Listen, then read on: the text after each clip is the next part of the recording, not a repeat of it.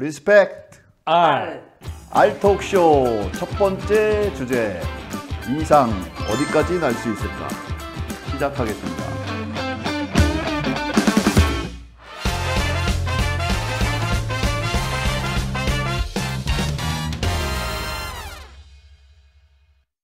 오늘 그 첫 번째 시간을 맞이해서 두 분 다 이제 시를 창작을 하시고, 한 분은 평론을 겸하면서 이제 작품 활동을 하시고, 그다음에 또 한 분은 시를 전문적으로 이제 가리키시면서 또 창작 활동을 하고 계시는 두 분을 모셨습니다. 먼저 이충재 시인님 소개드립니다. 네, 반갑습니다. 네, 저는 그 시를 쓰면서 한 2015년부터 문학 시평론이죠. 시평론을 주로 하고, 서평을 하면서 우리 생활 속에서의 그 책, 그 다음에 작가의 의도, 우리의 삶의 질을 높이고, 그 다음에 인간성, 상실되는 인간성을 다시 회복하는데 주력을 두고 문학 활동을 하고 있는 이충재입니다.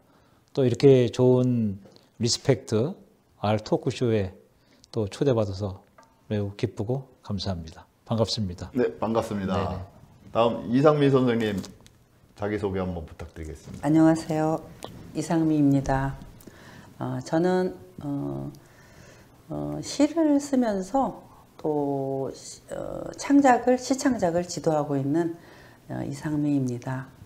이상하다. 이상미입니다. 그리고 시를 쓰면서 다시 해도 됩니다. 연습 없이 하니까 표시가 나. 잘해주셔야 편집하는 사람이 편하니까. 안녕하세요. 시 창작을 지도하고 있는 이상미입니다. 이래도 되지? 네. 이 정도. 괜찮아, 그냥 이제부터 편안하게 자, 하면 돼. 네. 오늘 첫 번째 그 주제 이상에 대해서 우리가 이제 앞으로 이제 얘기를 해볼 건데, 여러 사람들이 이상에 대해서 되게 어렵다 뭐 이제 그런 말들도 많이 하고 뭐 그렇게 말씀들을 하는데, 이 주제에 대해서 어떻게 생각하세요? 사실 우리나라에서 그 시인들, 시 문학에 아마 논문을 쓴 가장 많이 썼던 사람이라고는 한 두 사람 정도 꼽을 수 있겠죠.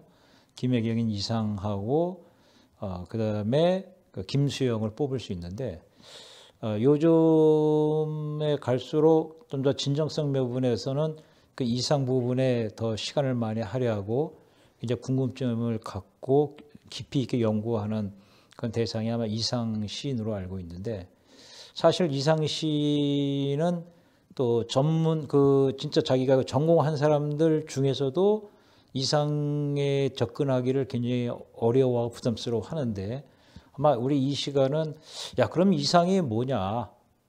뭐 한강도 노벨 문학상을 탔는데 이제는 우리의 뭐 독자가들이 이제 이상의 수준과 궁금증까지도 접근해 들어갈 수 있는 아마 그런 수준까지 오지 않았나. 그래서 그러면 이상이 뭐고, 이상의 작품이 왜 어렵고 왜 그림 같은 작품을 이렇게 써놓고 지금 어려워하는가. 그 부분을 한번 허심탄회하게 또 우리가 전문가라기보다는 어쨌든 시 문학을 하는 사람들 입장에서 똑같은 궁금증을 접근해보는 아마 같은 시험 무대라고 판단이 돼서 굉장히 저도 호기심이 가고 기대가 됩니다. 어떻던데 저 이충재 선생님 같은 경우에는 이제 그 평론을 하고 계시지 않습니까? 평론을 하는 입장에서 봤을 때 그 말씀을 해주신 것 같고, 그 저 이상미 선생님 같은 경우에는 이제 창작을 가리키는 그런 입장에서 사실 그 내가 몇 번 그 강의하시는 것도 제가 들어보고 했는데, 이상에 대한 언급은 사실 그 당시에는 이제 뭐 그런 것들은 없었고.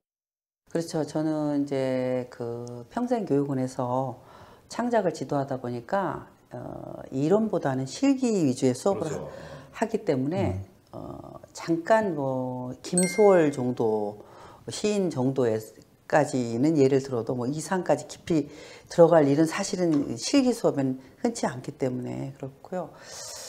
저는 이제 이거를 하신다는 말씀을 듣고는 왜 하필 이상일까? 하필 이상일까? 더군다나 이상하게. 아니 정말 도처에 그 문학 콘텐츠가 넘치는 그렇지. 시대에서 왜 굉장히 어려운 걸 선택하셨을까라는 생각을 사실 지금 이 순간까지도 해요. 그런데 아마 이게 화두인 것 같아요. 끝내 답을 쉽게 얻지 못하는 요것이 아마 이거의 메리트가 아닐까. 그래서 조금 문학에 인연을 스친 사람이라면 쉽게 접하기 어려운 이상 얘기를 우리가 다룬다는 거에 대해서 그 공감대만으로도 한 번은 클릭할 수 있지 않을까라는 생각으로 굉장히 긍정적이에요. 그런 부분에서는. 저희가 오늘 이 이상에 대해서 대화하는 그 자체가 네. 그게 어떤 뭐 답을 얻고자 하는 거는 네. 아니고 말씀하신 대로 그 어떤 화두를 던진다는 그런 의도에서 그렇죠. 예. 그래서 이제 저 같은 경우는 공부를 하다 보면은 이게 처음부터 계단 이렇게 단계적으로 한 칸 한 칸 올라가는 스타일이 있고 나는 반대로 그냥 처음부터 어려운 거를 먼저 다 높은데 목표를 멀리 높게 잡아놓고서 그거를 먼저 하고서 거기서부터 한 단계씩 내려오는 거꾸로 어떻게 보면 거꾸로 하는 스타일 뭐 그런 거를 하다 보니까 이왕이면은 처음 시작할 때 남들이 조금 어렵다고 생각하는 뭐 그런 사실 또 어렵다고 생각했던 게 사실이고 시 자체도 주석이 없으면은 사실 이상시는 좀 해독하기도 조금 곤란한 그런 그 몇몇 작품들이 그렇죠. 있거든요. 맞아요. 그게 이제 후반으로 갈수록 앞으로 이제 좀 다뤄지겠지만 후반으로 갈수록 그런 것들은 점점 다듬어지기는 하는데 이제 뭐 그런 쪽에서 중요한 것은 우리가 답을 찾는다는 얘기보다는 그렇죠. 그냥 화두를 던져놓고 그냥 우리끼리 자유롭게 한번 얘기를 해보자.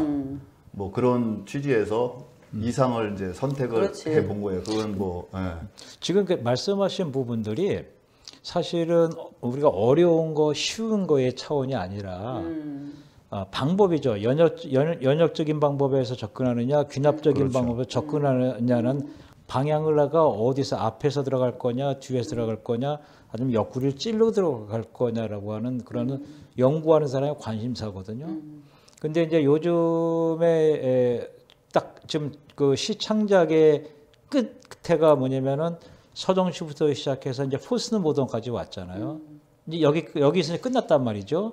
근데 이미 이상은 1933년도 전후에 이미 포스트 모더니즘을 초월할 수 있는 그런 작품을 썼기 때문에 여기 매듭되어진 입장에서 와서 그러면 다시 이제 1933년도 그 전후로 딱 컴백을 하면서 이상을 연구하게 되는 거죠. 포스트 모더니즘이라고 하는 썼던 사람들도 완벽한 포스트 모더니즘을 추구하지 못한 상태였거든요.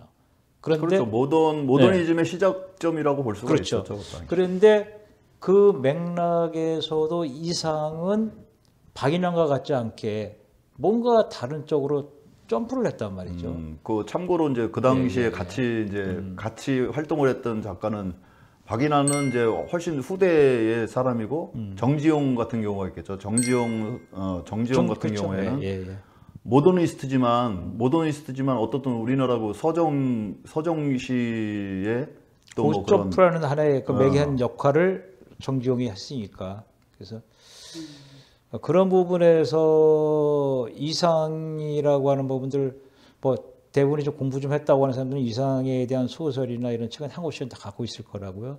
그다음에 로망이 되었던 관심들은 한 번씩 글을 쓰려고 하는 사람들은 이상에 대한 관심들은 그러니까 한 번씩은 갖고 넘어가지 않을까 그런 생각을 그래서 해요. 우리가 노벨 아까도 말씀드렸지만 노벨 문학상을 배출한 민족이 되니 이제쯤 한 번쯤은 우리가 이상에 대해서 소설이든 시든 한 번 좀 의욕을 갖고 접근해 볼 필요가 있다.